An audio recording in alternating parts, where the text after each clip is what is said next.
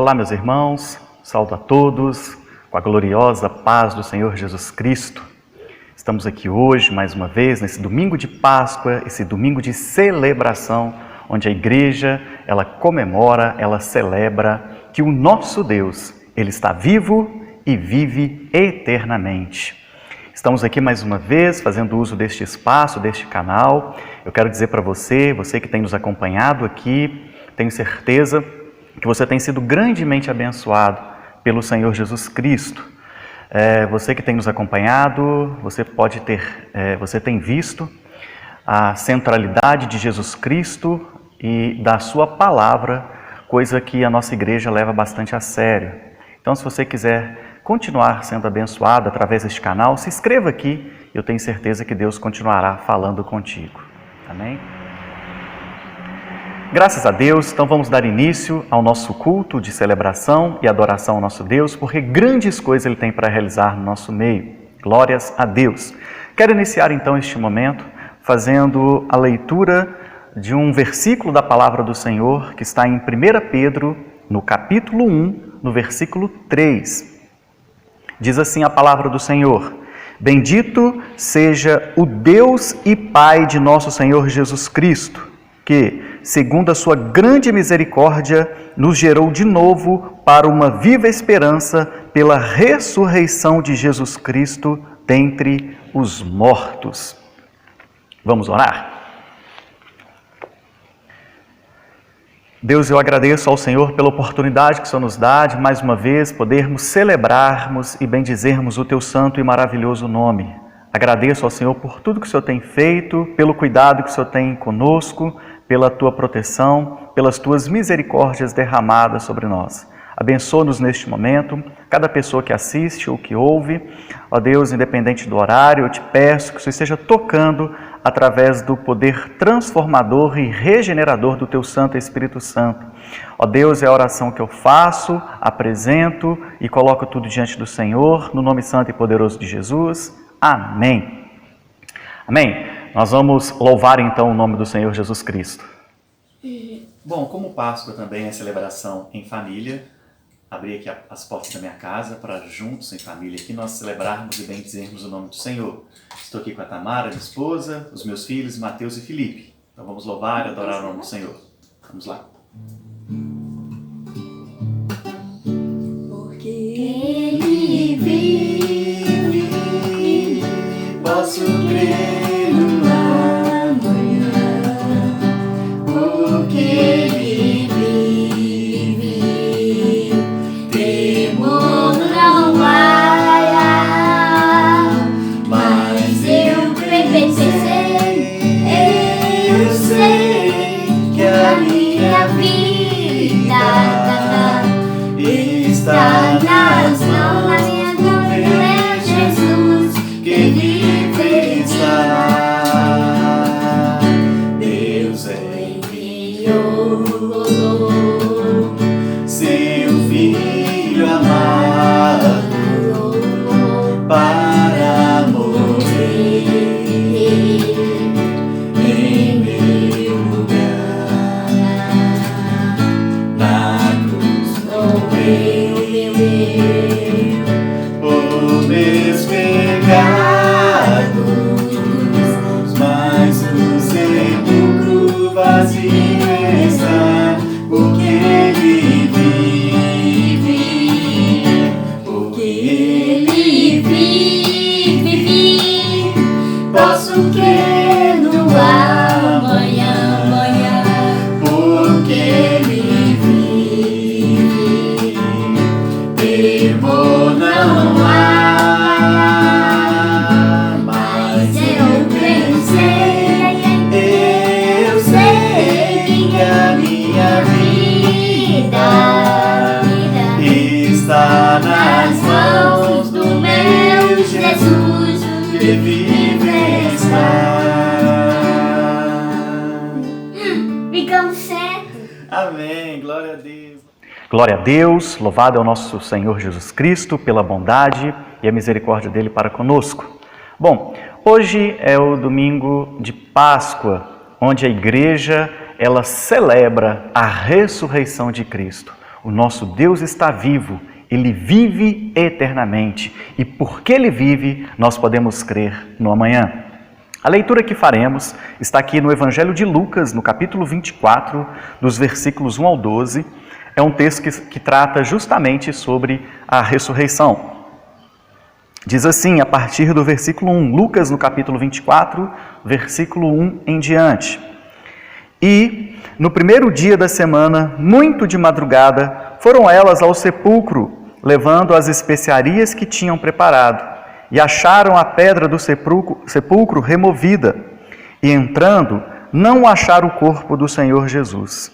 E aconteceu que, estando elas perplexas a esse respeito, eis que pararam junto delas 2 varões com vestes resplandecentes. E estando elas muito atemorizadas e abaixando o rosto para o chão, eles lhe disseram: por que buscais o vivente entre os mortos? Não está aqui, mas ressuscitou. Lembrai-vos como vos falou quando ainda estava na Galiléia, dizendo: convém que o Filho do Homem seja entregue nas mãos de homens pecadores e seja crucificado e ao terceiro dia ressuscite.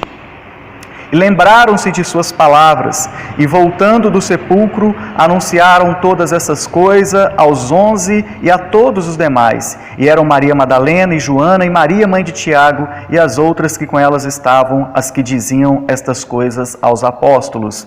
E as suas palavras lhes pareciam como desvario, e não as creram. Pedro, porém, levantando-se, correu ao sepulcro, e abaixando-se, viu só os lençóis ali postos, retirou-se admirando consigo aquele caso. Louvado é o Senhor Jesus Cristo. Irmãos, hoje então nós celebramos a Páscoa e antes de meditarmos aqui, refletirmos sobre o que o texto nos diz, eu quero fazer uma pequena consideração sobre o que era a Páscoa no Antigo Testamento e a Páscoa aqui no Novo Testamento. A Páscoa no Antigo Testamento, essa palavra Páscoa vem lá do hebraico pesarri, que significa passar por cima, no sentido de poupar, de preservar. Deus então literalmente passou por cima das casas dos israelitas protegidas pelo sangue, ao mesmo tempo que ele feriu os egípcios. Para comemorar o acontecimento, esse fato marca o primeiro mês do calendário judaico. Nos dias do templo de Herodes, o povo se congregava em grupos no átrio exterior para abater as vítimas pascais. Os sacerdotes, em 2 filas, apanhavam o sangue que era passado de mão em mão numa troca onde o sacerdote lançava o sangue. Eles então cantavam o Salmo 113 até o 118. Já no Novo Testamento, a vítima pascal ela era abatida no templo e podia ser consumida dentro de qualquer casa nos limites da cidade. Um grupo então se reunia por consentimento mútuo, tal como no caso de Jesus e seus discípulos, e assim eles celebravam juntos como uma família a Páscoa. A ceia do Senhor substitui a Páscoa e este era o objetivo da mesma.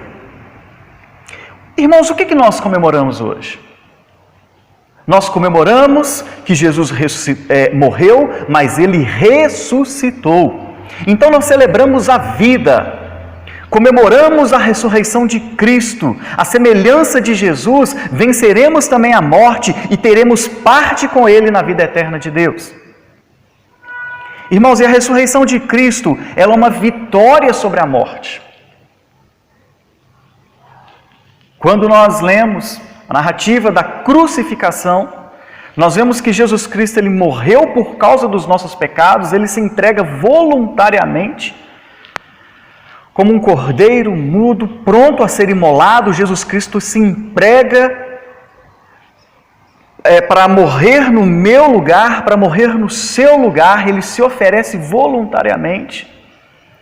Porque o salário do pecado é a morte, e alguém tinha que pagar esse preço, e somente um santo e justo poderia pagar esse preço. Somente Jesus Cristo poderia oferecer um sacrifício perfeito em substituição. Então Jesus Cristo vem, morre no nosso lugar, se oferece, se entrega, morre no nosso lugar, mas ao terceiro dia ele ressuscitou. O texto aí que nós lemos é o relato da ressurreição, quando aquelas mulheres foram logo de manhã, bem cedo no domingo, elas foram, porque como Jesus Cristo ele morreu na sexta-feira, já no final da tarde, né? Provavelmente elas não tiveram muito tempo para preparar o corpo de Jesus Cristo, e como os judeus guardam o sábado até o pôr do sol do sábado, elas então não puderam fazer muita coisa no sábado. E no domingo pela manhã, logo bem cedo, elas vão até o sepulcro então para ali fazer os preparativos. Mas ao chegar ali, elas tomam um susto, porque aquele sepulcro estava vazio, a pedra estava removida, e elas então se deparam com os anjos do Senhor, que perguntam para elas: por que vocês buscam entre os mortos aquele que está vivo?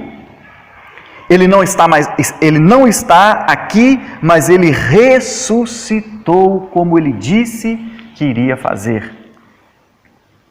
Irmãos, aqui não se trata de uma sobrevivência espiritual, nem de uma recuperação física, mas se trata da vitória de Jesus Cristo sobre a morte e a sua ressurreição para nos levar para uma dimensão diferente de vida.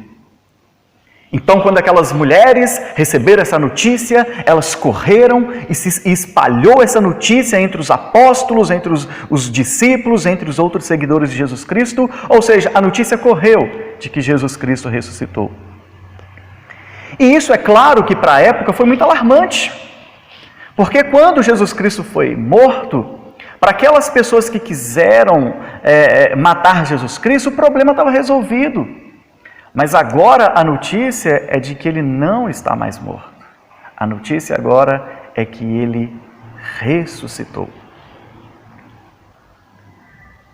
Eles então começaram a criar algumas teorias de que o corpo desapareceu.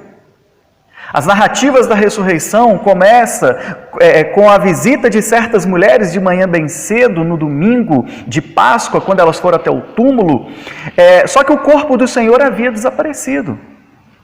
Irmãos, a ressurreição então ela passa a ser o centro da mensagem. Mas como pregar se o corpo de Jesus, se ele ainda permanecesse dentro do túmulo de José? Como pregar então esse Cristo que é vida, se ele permanecesse morto? Mas só que o túmulo estava vazio. E a questão então, que as pessoas da época, ou que até mesmo os descrentes aí no mundo secular, tentam explicar a ressurreição de Cristo. Eles criaram várias teorias. Rapidamente, eu vou contar aqui para vocês e mostrar o absurdo que são essas teorias do túmulo vazio. Tudo para tentar desmerecer a ressurreição de Jesus Cristo. Primeiro, eles criaram a teoria do túmulo vazio, dizendo que o túmulo ele estava vazio porque as mulheres elas foram ao sepulcro errado. Só que, para começar, não estava totalmente escuro. Você pode ler lá em Marcos, no capítulo 16, versículo 2. E outra coisa, ao menos duas daquelas mulheres tinham visto com os próprios olhos o lugar onde José e Nicodemos haviam sepultado o corpo de Jesus. E em plena luz do dia, permanecendo no jardim até o encontro com Jesus. Pedro e João correram para conferir a história daquelas mulheres. Eles não teriam cometido o mesmo erro. E aqueles que foram mais tarde ao sepulcro, incluindo José e o próprio Nicodemos também, não teria errado o túmulo. O túmulo realmente estava vazio. E outra coisa, se aquelas mulheres tivessem errado o túmulo, se elas tivessem errado pela primeira vez, provavelmente elas não teriam cometido o mesmo erro numa segunda ou terceira vez. Uma outra explicação que eles tentaram dar para por que o túmulo de Jesus Cristo estava vazio era que a chamada teoria do desmaio, que Jesus Cristo ele não morreu, ele só estava desmaiado. Irmãos, fato também que não merece crédito essa teoria, porque o próprio Pilatos ficou surpreso quando ele soube que Jesus Cristo já estava morto. O centurião estava seguro porque ele deveria estar presente quando um dos soldados perfurou o lado de Jesus com uma lança e logo saiu sangue e água. Teria como sobreviver 36 horas dentro de um frio sepulcro de pedra, sem se alimentar e sem cuidados médicos? E teria ele ainda condições físicas para o esforço sobrenatural, como o de rolar uma pedra que fechava o sepulcro, sem chamar a atenção da guarda romana? Fraco, debilitado e faminto, poderia ele aparecer aos discípulos de modo a dar a impressão que ele teria vencido a morte se ele não tivesse morrido, só desmaiado? Então não tem cabimento essa teoria. A terceira teoria que eles inventaram é de que ladrões roubaram o corpo. Como os ladrões teriam ludibriado a guarda romana, eles teriam levado o corpo e deixado as vestes lá, por quê? Levado o corpo e ter deixado as vestes do sepultamento lá. Além do mais, por que eles fariam isso?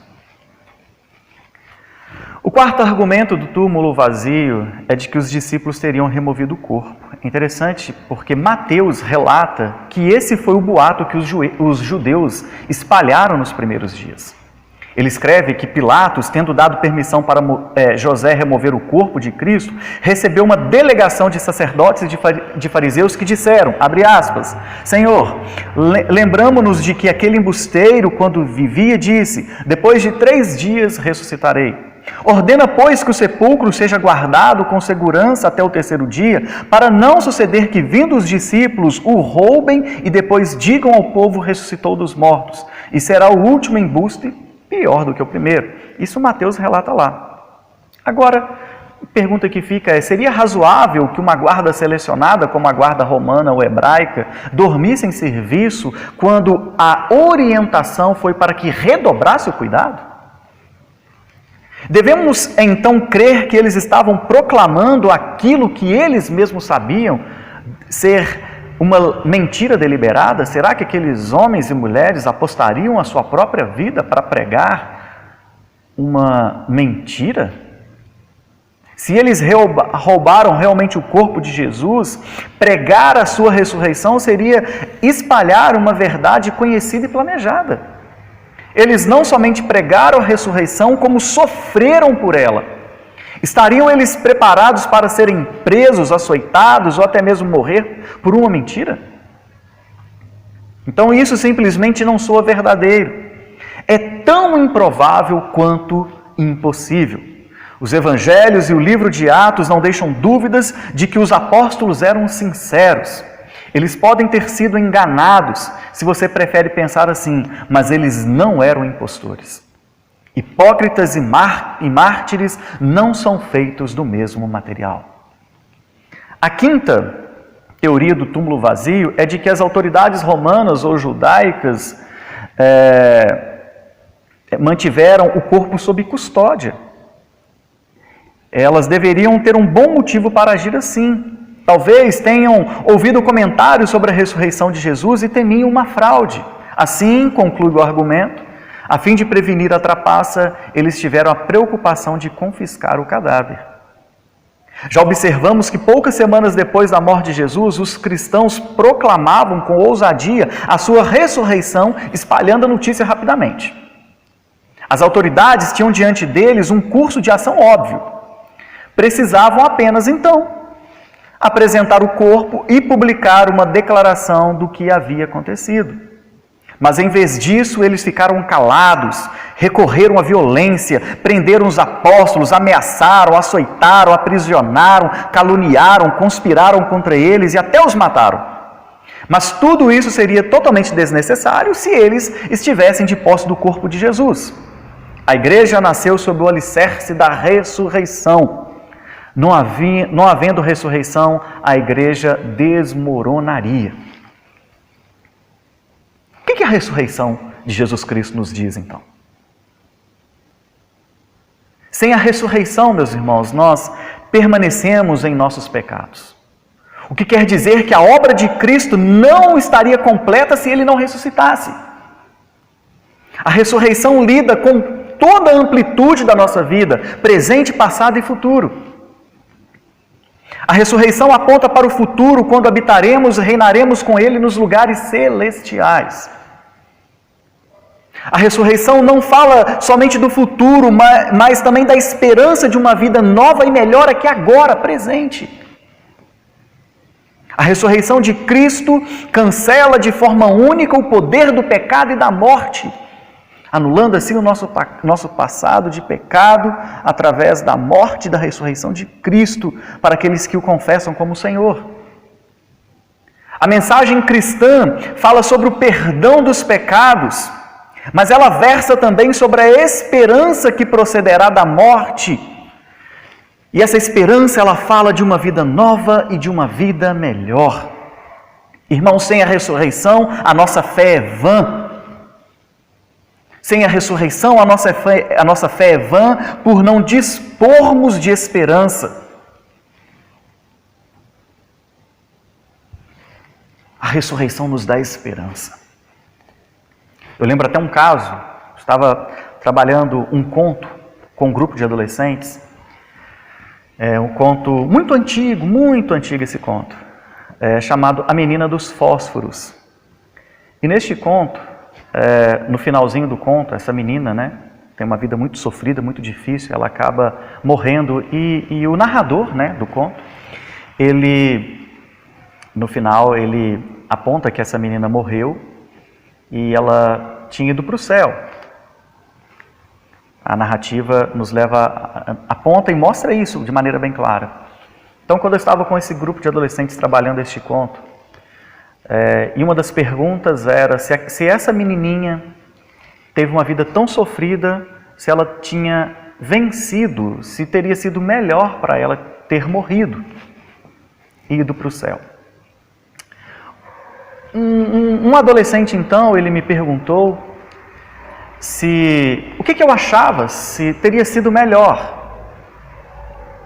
Eu respondi para ele, olha, eu como cristão, eu acredito na ressurreição.